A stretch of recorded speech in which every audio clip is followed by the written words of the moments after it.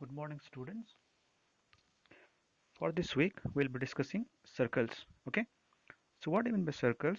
Circles is a geometrical figure which is collection of all points that is equidistant from a point. That point is considered to be the center of the circle.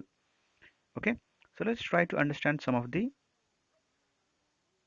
key concepts regarding circles. So the first one is radius. Radius is nothing but the distance from the center to the boundary of the circle. Okay, so that is what we mean by radius. Another one is pi. Pi is a numerical value whose value is 22 by 7 or 3.1416. Pi is actually the ratio of the circumference of a circle to the diameter. Okay, so pi value is 22 by 7. We will be using pi in the formula of circumference of the circle and the area of a circle, and diameter will be twice of radius. That means diameter will be a line segment that passes from the circumference of the circle through the center and lands on the circumference of the circle as well. Okay, so let us see what we mean by circumference. Circumference is nothing but perimeter of a circle.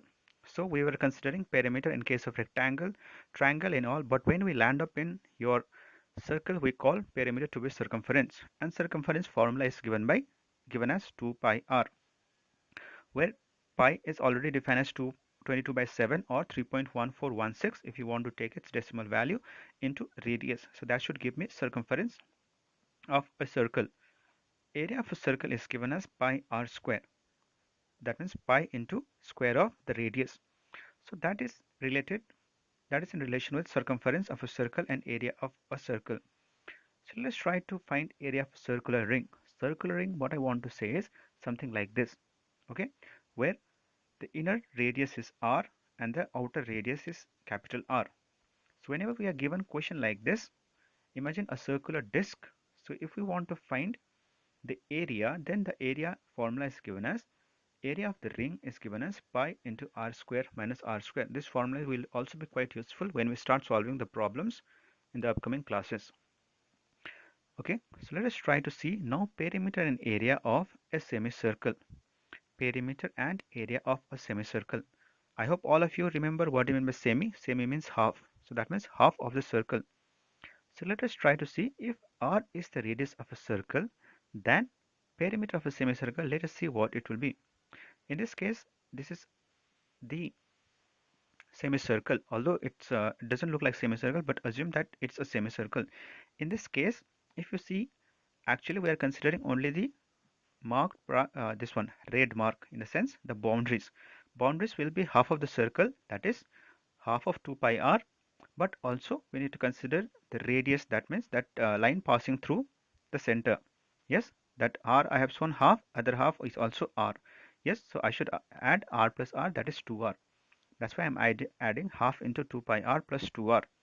So when you cancel 2 and 2, you'll get pi r plus 2r, and I'm taking r as common, so it will become pi plus 2r. And area of the semicircle is pretty straightforward. Pi r square was the formula for the area of the circle. Then semicircle means half of it, so I'm writing half pi r square. Okay, so let us see what we mean by what is the perimeter and area of a quadrant of a circle. Remember, quadrant means 1/4, like half is 1 by 2, quadrant is 1/4. Okay, so quadrant of a circle will look something like this. If we have 4 quadrants, so that means it will become a full circle.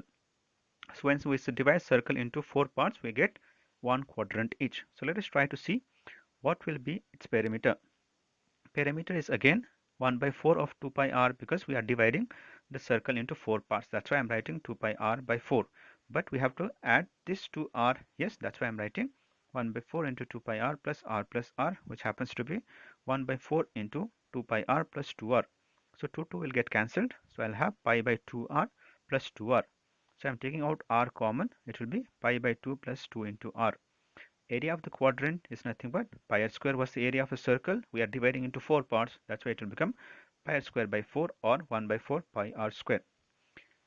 Okay, students, this much is there that needs to be remembered when we start solving the problems on circles, perimeters, and area of a circle, or in simple words, circumference an area of a circle. With this, let us try to solve the problems in the upcoming classes. I take your leave. Thank you.